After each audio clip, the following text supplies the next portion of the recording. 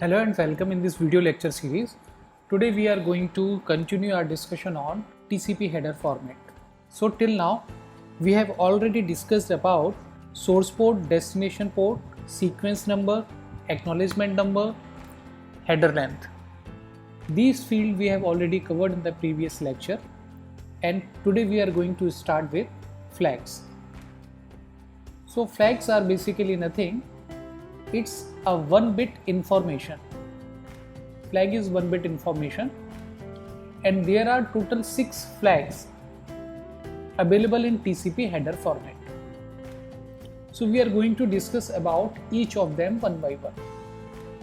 In order to understand the purpose of these flags, we will try to understand where these flags are used. Let's take an example.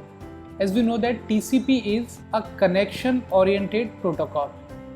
So what does it mean? Connection oriented protocol means in order to forward or transfer your data from source to destination, first you need to establish a connection.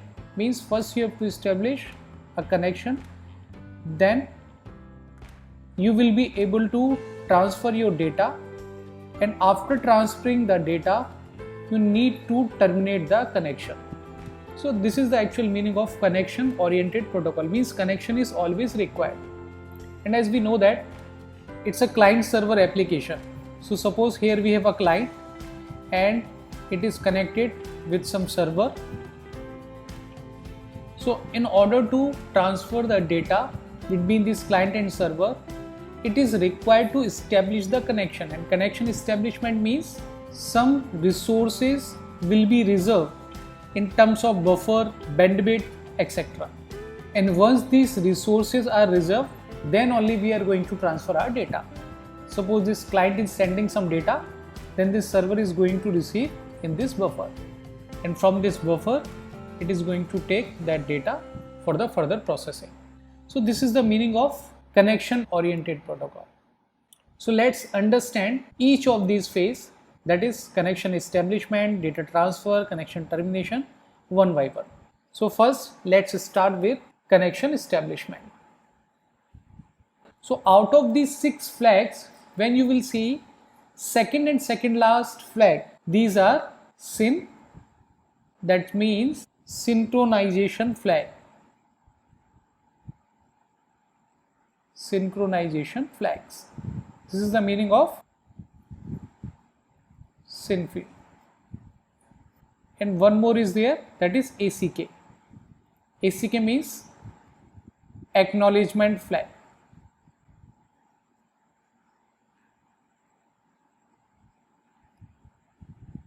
Acknowledgement flag. So you can check these flags. It's a second flag and this is second last flag. So let's see by using this example how these flags used in case of connection establishment. Suppose here we have a client and there is a server. Client has some port number X and server is on port number 80. So in order to start the communication, first this client is going to send a request for connection establishment for this server. Sequence number will be, here we have to take any random sequence number. As we have discussed already in the previous lecture that TCP uses a random sequence number. So suppose here sequence number is 521, any random sequence number. Then this SYN field is used with the first packet sent from either side. Means when this client is going to send its first packet, this SYN field will be 1. Means this request is forwarded for the purpose of synchronization. What kind of synchronization? Here this client is going to tell the server that I am using sequence number 521, and not only this sequence number, some other fields are also there that is required to inform to this server. Suppose this client and server are present in different network. Here it is a client and in some other network there is a server. So suppose this is Ethernet,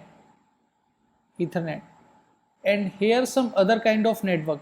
It is not an Ethernet, some ring topology or other topology we are using here. So as we know that in case of Ethernet, MTU is equal to 1500 bytes. So what does it mean? MTU is basically maximum size of data that can sit in this data link layer frame. So this 1500 bytes can be carried by this data link layer frame. Suppose this is header and here it is tail. So MTU is going to talk about this data part, and this data part at data link layer means it is actually a datagram at network layer. This is basically a network layer. Suppose this is header, suppose it's a header and here it's a data. So total size is 1500 bytes at network layer. So if header size is 20 bytes, then 1480 byte at network layer is the maximum size of data that can be possible at the network layer in case of Ethernet protocol. Again, this data at network layer is equal to the segment size at transport layer. So if total size is 1480, then 20 bytes of header at the transport layer means data is 1460. So here we can see in case of Ethernet, when MTU is 1500 bytes, then the maximum segment size is 1460. So this is actually maximum size of data that a transport layer can have in case of Ethernet. So this is called MSS. MSS means the maximum size of data that can be fit in the segment at the transport layer. So by using this SYN field, if this client and server are present in different network, it is also going to tell about its MSS to this server. And suppose MSS for this client is equal to suppose 1460. Also, it is going to tell about the window size at client side. Suppose it is 1460. So what is the meaning of this window size? Actually, this field is used for the purpose of flow control. As we have studied that transport layer is also used for the purpose of flow control. So this field is basically required for the purpose of flow control. Here this client is telling to this server that my MSS is 1460, means the maximum size of data in a single segment is 1460 bytes, and total 10 segment of this size you can send me in one go, as my window size is 14600, mean 10 times of this MSS. So here it is telling about the size of its receiving window. As I mentioned that TCP is a connection oriented protocol, so both the side resources will be reserved. So here client is telling about its size of its receiving window, means at most 14600 bytes can be stored in its receiving window in one go. And once this data will be processed, then again it can send 14,600 bytes in one go. Means total 10 segments of size of 1460 bytes can be received by this client. Means here it is saying that the maximum size of segment is 1460. If you are going to forward any segment having the size more than this, then of course MTU will be more than this limit and I have to fragment it. So in order to avoid the fragmentation, please send me each of the segment below or equal to this size, and please send me 10 or less than 10 segments, because my window can receive maximum 10 segments of this size. So this is the meaning of this MSS and window size. So always remember that in competition they may ask you that in TCP flow control is provided by which of them? So answer is window size. So this sequence field we have already seen. SYN flag is also available, window size is also available. But when you will see this header format, you are not going to see any field with the name of MSS. So how this packet is going to mention this field in that header format? So answer is that in order to maintain this MSS field, we are going to use option field. In option field, we will mention this MSS 1460. Now after receiving this request from client, this server is going to reply from server to client. As this is the first response from this server side, so this server is also going to use some random initial sequence number. Suppose here it is using some other random number which is equal to 2000. This is some other sequence number used by this server. And since it is the first response from its side, so SYN field is equal to 1, means here this server is also going to tell some essential information to this client. So it has already mentioned its sequence number is 2000, and this server is also going to tell to this client that in my network MSS is, suppose in this case it is 500 bytes, and the window size is, receiving window size is 5000. Now the server is telling to this client the maximum segment size should not exceed with this limit, and please don't send me more than 10 segments in one go. At the same time, please don't send more than 10 segments of size 500 bytes. Also with this reply, it is going to acknowledge for this request. So here ACK is equal to its acknowledgement number.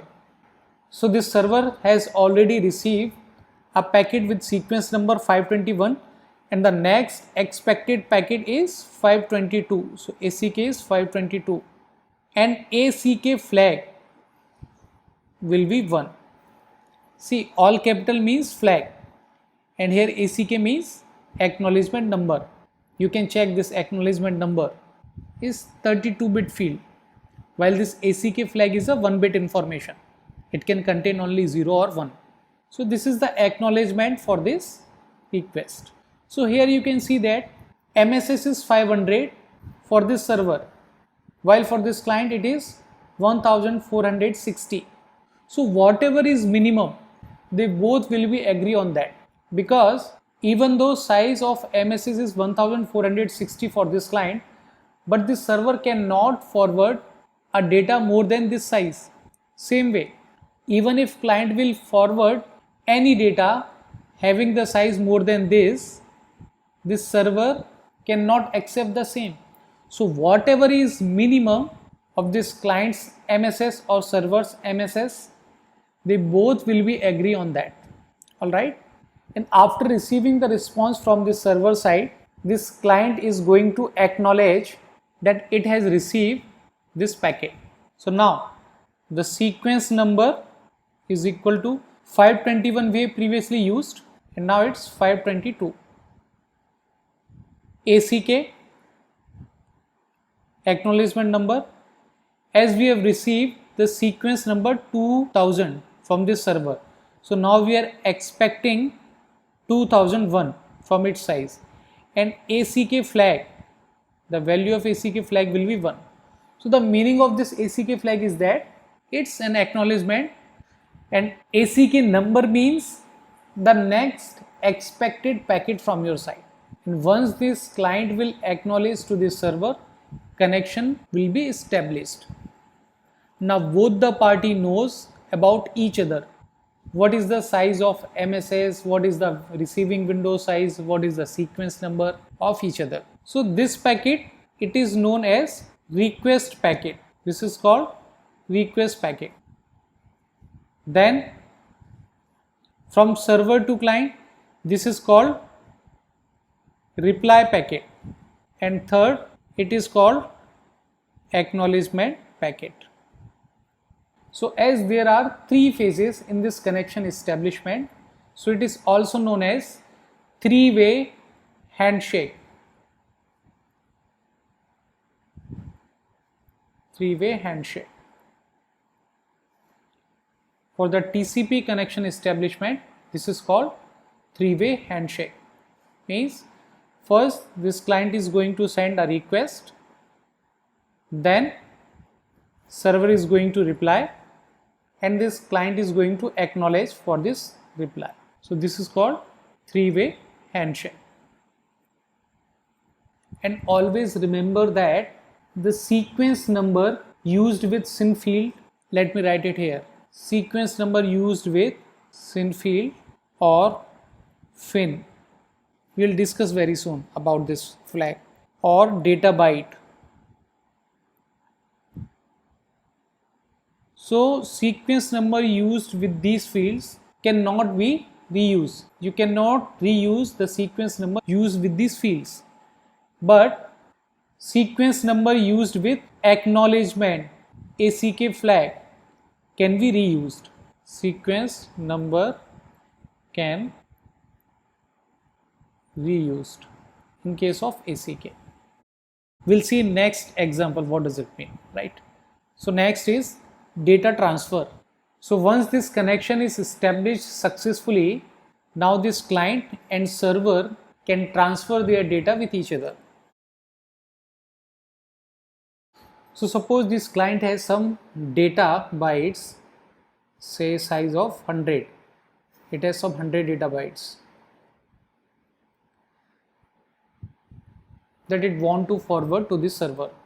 So the sequence number for this first data byte will be 522, because 521 we have already used. This 522 we have used with the acknowledgement flag, so we can reuse it. So if we have 100 bytes, then sequence number for the last bytes will be 621. So this byte stream will be forwarded from this client to this server. And as we know that in sequence number field we are going to mention the sequence number of first data bytes. So here it is 522. After that it is going to use the acknowledgement number for this reply it has received. Now you may think that we have already acknowledged this reply from the server, then why we are again going to acknowledge the same?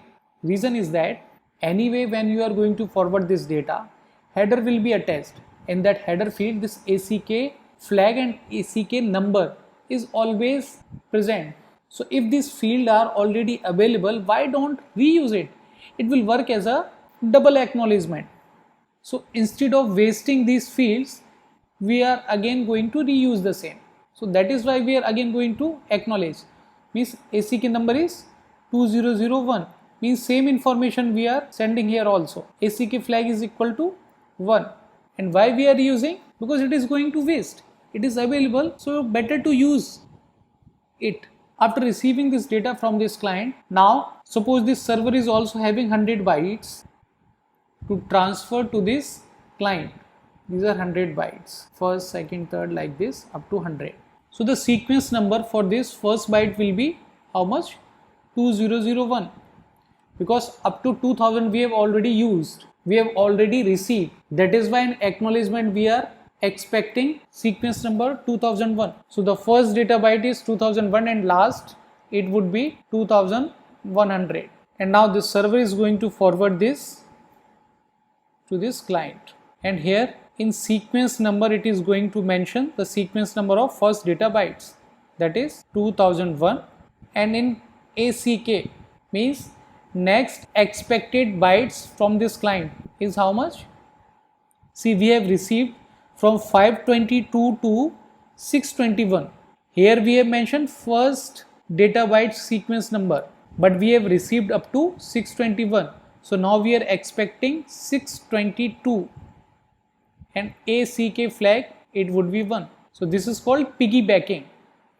Means we are actually sending the data, and with this data we are also acknowledging the received packets. This is called piggybacking.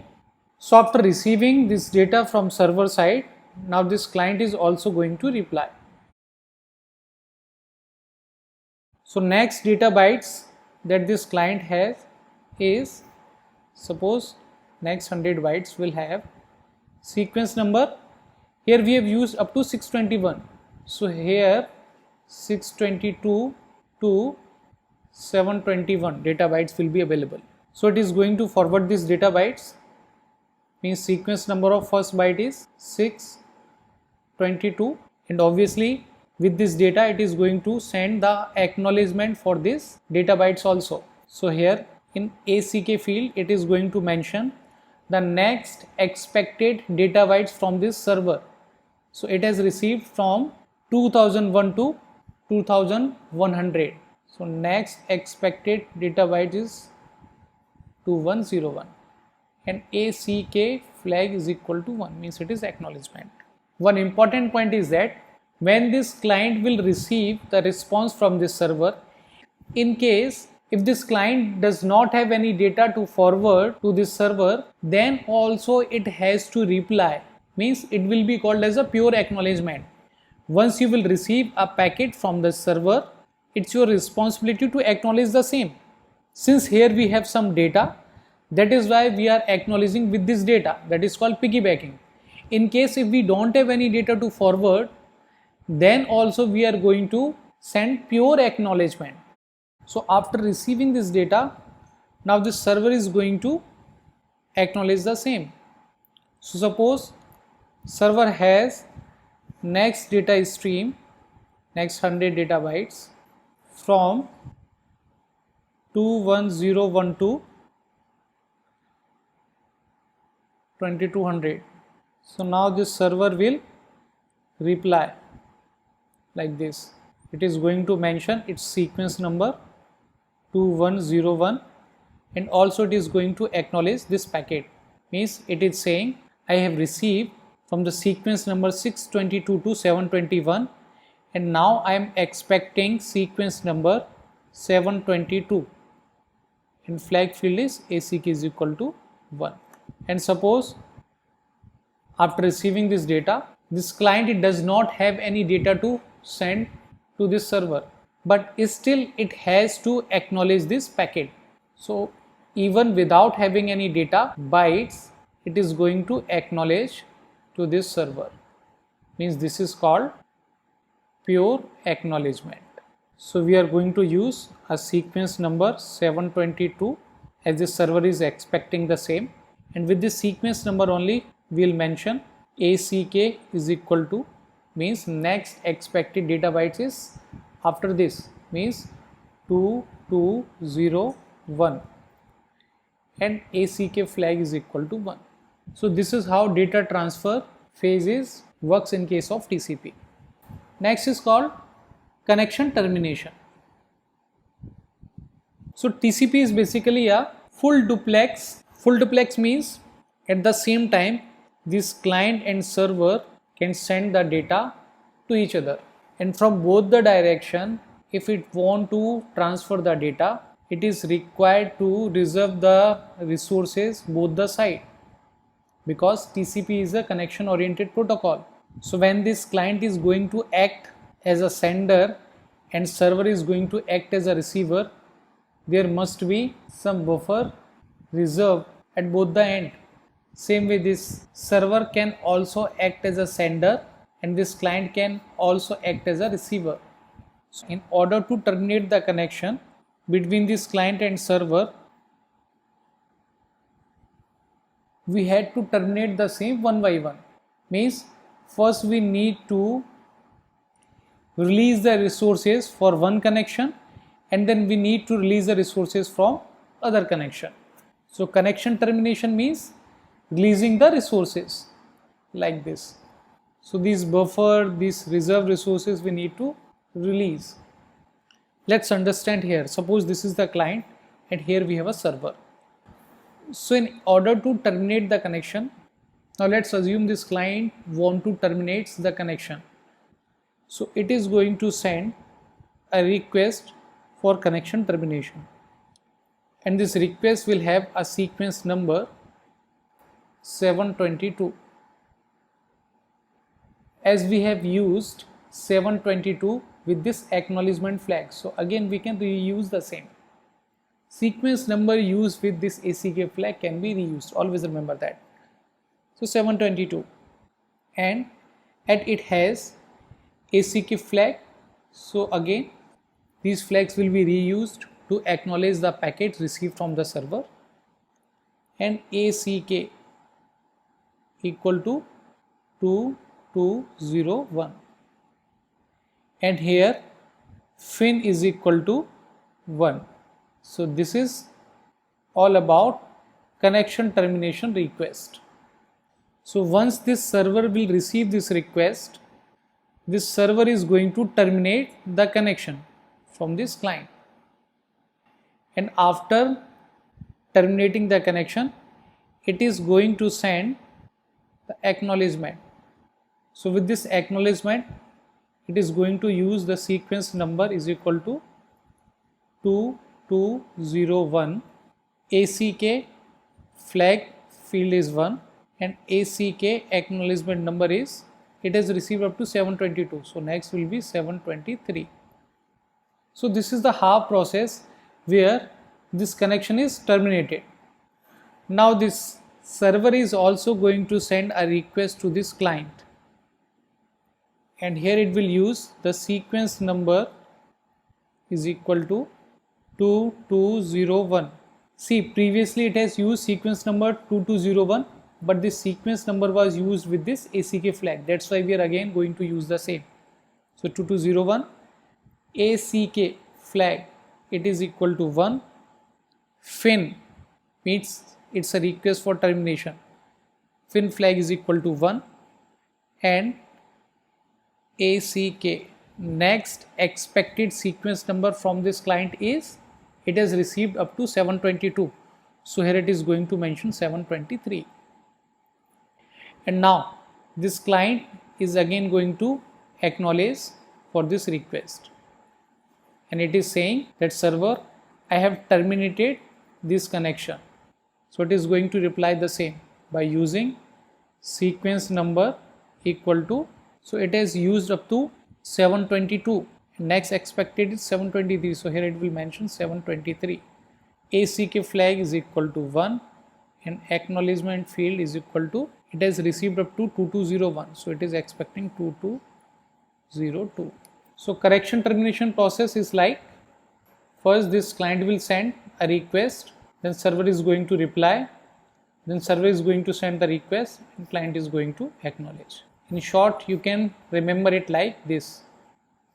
So this is connection termination process. So here we have discussed about the SYN field in connection establishment, ACK field popularly used in data transmission, and FIN field in case of connection termination. Let's discuss about other flag. So next flag is PSH. PSH means push flag. So in TCP model, as we can see that, suppose we have application layer, transport layer, network layer, data link layer, and physical layer. Application layer can send any size of data.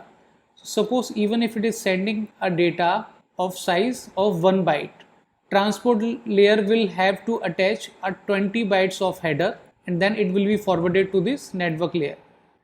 And after receiving this 21 bytes at network layer, it is also going to attach its 20 bytes of header. Means total 41 bytes we are going to forward to this receiver. Means for this 1 byte we are adding 40 bytes extra information. So in order to avoid this situation, transport layer used to collect all the bytes in its data field up to its size of MSS. When this segment is get full, it is going to attach 20 bytes of header, and then this complete segment is going to forward to this network layer. But sometimes in some applications like chat application or telnet application, when you want to forward a very small information to your friends, suppose you want to say hi to your friends, so you will not like that this transport layer is collecting all the information up to its MSS in order to forward the same to the receiver. Here you want, even if a single character information you are forwarding to this transport layer, you are expecting to forward the same immediately to the receiver. So in such kind of application, this push field is used. When push flag is 1, it represents that whatever size of data it is, kindly forward it immediately. Don't wait to fill your data part completely. So this is called push field. Next is called urgent flag or urgent pointer. So sometimes it happens that suppose there is a sender and here it has some receiver.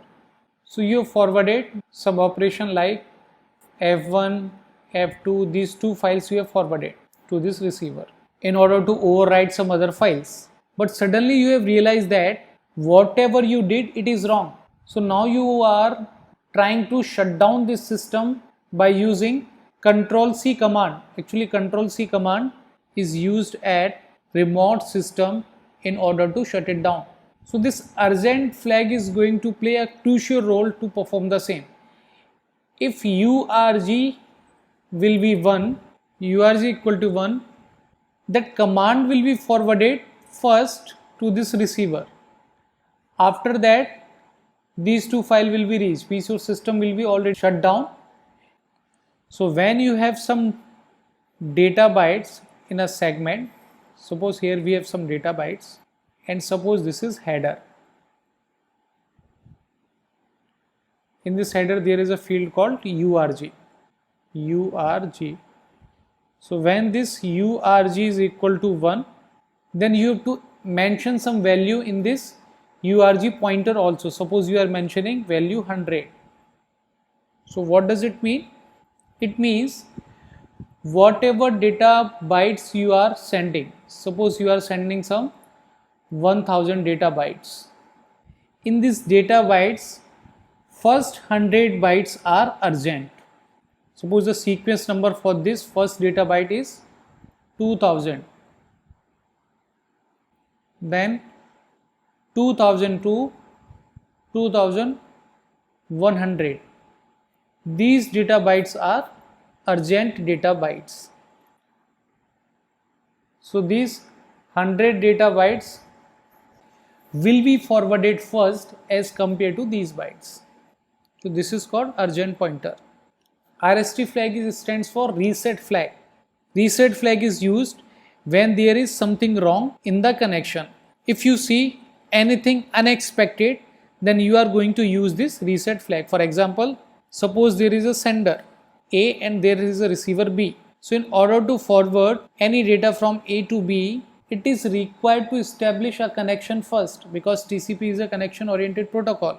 But if you are sending some data packets with sequence number 100 and SYN flag is 0, as I mentioned already that in order to forward the very first packet, SYN field must be 1, means synchronization is required, or we can say that connection establishment process is required. But when you are sending some data with these parameters from sender A to receiver B, then it is unexpected to B, because sender directly sending data without establishing the connection. So this B will reply with RST is equal to 1, means please reset the connection. So reset flag is used when there is something wrong in the connection, something is unexpected. So then you are going to use this reset flag. So this is all about the flags available in TCP header formats. Next is called window size or advertisement window, that we have already seen in connection establishment phase also. Like we have a client and there is a server and it has a receiving window size of 1000 bytes. It is 1000 bytes.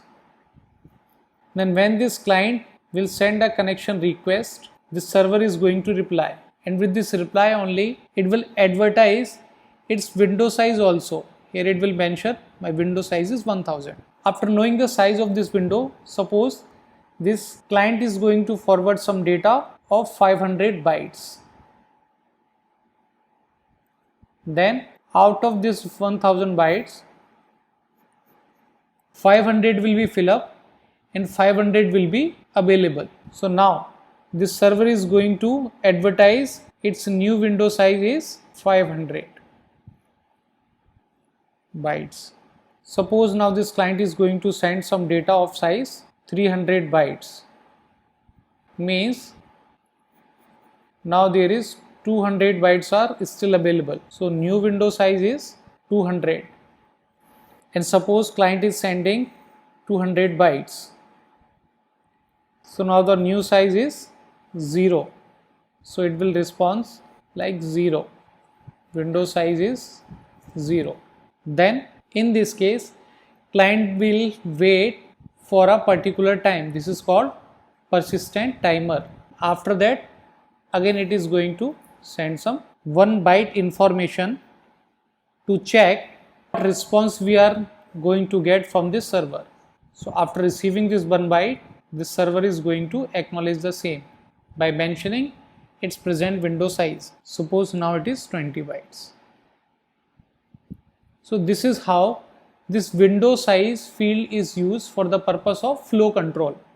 Flow control means the amount of data that this server can receive. So this is all about window size. The next field is called TCP checksum.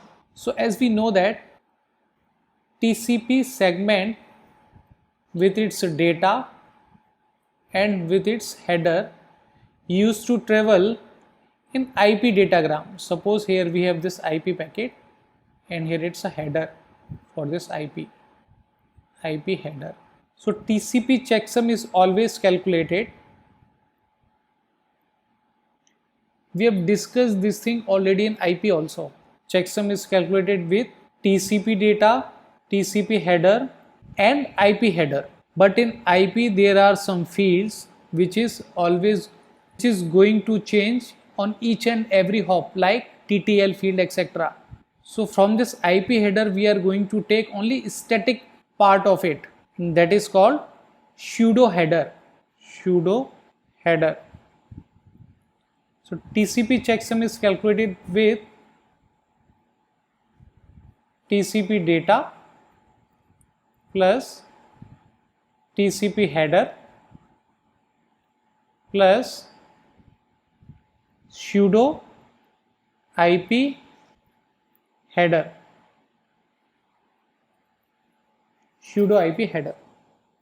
And in pseudo IP header, fields are source IP, destination IP, protocol field, which protocol it is going to use, and TCP segment length.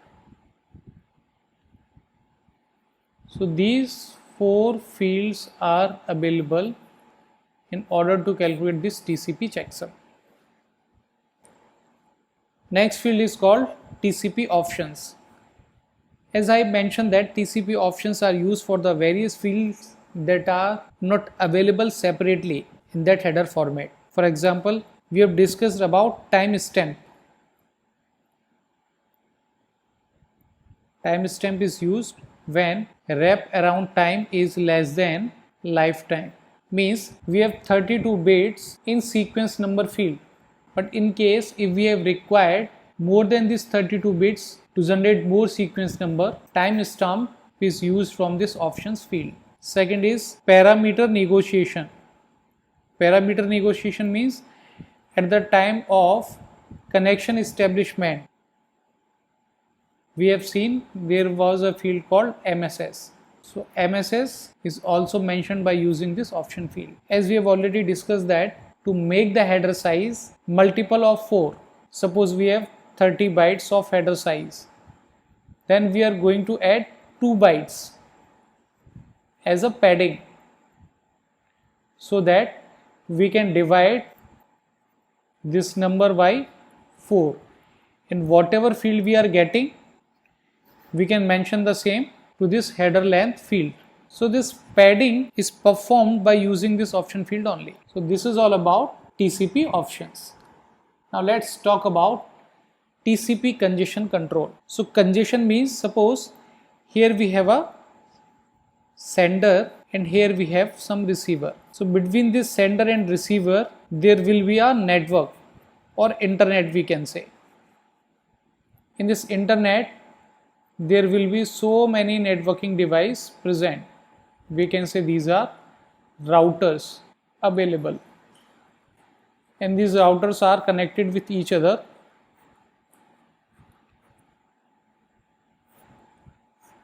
in order to build a path from source to destination. So suppose window size for this sender is 1 GB. It has window size of 1 GB. And for example, this receiver is also having the window size of 1 GB.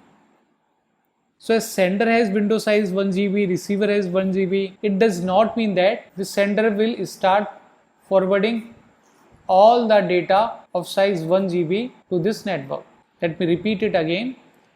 Even though the sender and receiver is having this 1 GB buffer available at their end, but it does not mean that the sender will start dumping all its 1 GB data to this network, because chances are there that some intermediary node will not have this much capacity, and if you will dump all the data into this network, there is a chance for the congestion. So until we don't know the capacity of this network, we cannot dump any amount of data into this network in order to forward the same from source to receiver. Suppose this receiver has advertising window of size 8 KB, means total 8 KB data it can contain, suppose, and MSS is 1 KB, means in a single window 8 segments can be seated. So total 8 segment can be accepted by this receiver of size 1 KB. And if WC is equal to 1 KB, means capacity of this network is 1 KB, then obviously this sender cannot forward 8 segments to this receiver, because this receiver can receive 8 segments at the same time, but this network cannot bear this much load. This network can bear maximum 1 KB. It is just an example I am saying here. And if this network have the capacity of 8 KB and receiver is having the capacity of 1 KB, in that case also this sender cannot forward any data of size 1 KB, because this network can bear but this receiver cannot bear. So whatever is the minimum of this congestion window means capacity of this network, and the advertising window means window at receiver side, we can forward minimum of these two, then only we can control the congestion in this TCP. So let's understand the same by using an example. Suppose receiving window has 8 KB total capacity and MSS is 1 KB, means receiver can have maximum 8 segment at the same time, but the capacity of this network is 1 KB only. So this sender should send the minimum of 1 and 8 from this place, 1 from this place, that is equal to 1. Minimum of 1 and 8 is 1. So sender should send only 1 KB data. So in TCP congestion control, we have basically two phases. One is called slow start phase and other is called linear growth.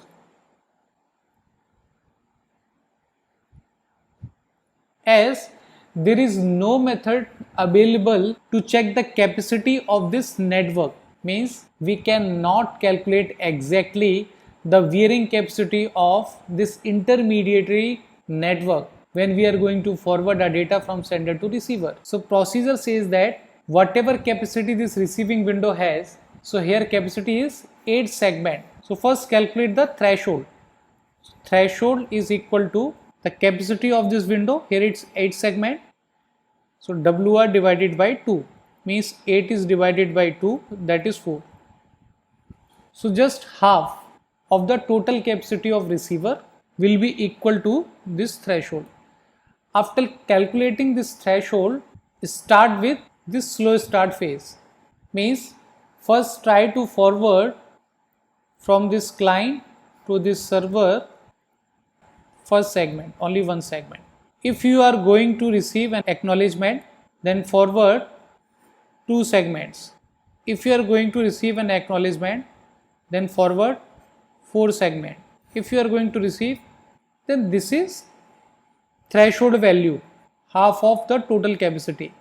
Then instead of sending 8 packets after this threshold, please enter in this linear growth phase.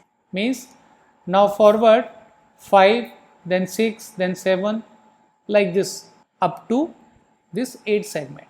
So let's understand it again. Here the total capacity is 8 segment. So first start with slow start phase. This is called slow start phase. Begin with slow start phase. Slow start means start with 1. So 1, then 2, then 4, up to this threshold. After reaching this threshold value, now grow in a linear way. Means now we'll forward 5. If we'll get the acknowledgement, we'll send 6. If we'll get the acknowledgement, we'll send 7. If we'll get the acknowledgement, we will send 8. After that 8, 8, 8, like this. So this is how TCP congestion control is performed. Suppose we have receiver window capacity is 16, then threshold value will be 16 by 2, that is 8. So in this case we will go 1, then 2, then 4, then 8, after that 9, then 10, then 11, then 12, and suppose after sending these 12 segments we are not receiving any acknowledgement, then again we will calculate the threshold value from this 12, that is 12 by 2 equal to 6, and again going to start this phase. So in TCP congestion control, actually we have first phase known as slow start, but in this slow start phase we will start from 1, means starting is slow, but growth will be exponential. Here growth is exponential, although started slow. So graph will be like this in slow start phase, but after that when this threshold value is reached, it will be linear, means like this after this threshold value. So this is called threshold value, and then it will be constant. So this is receiving window capacity. At this point it will become constant. So this is called TCP congestion control. That's all for today. Thank you.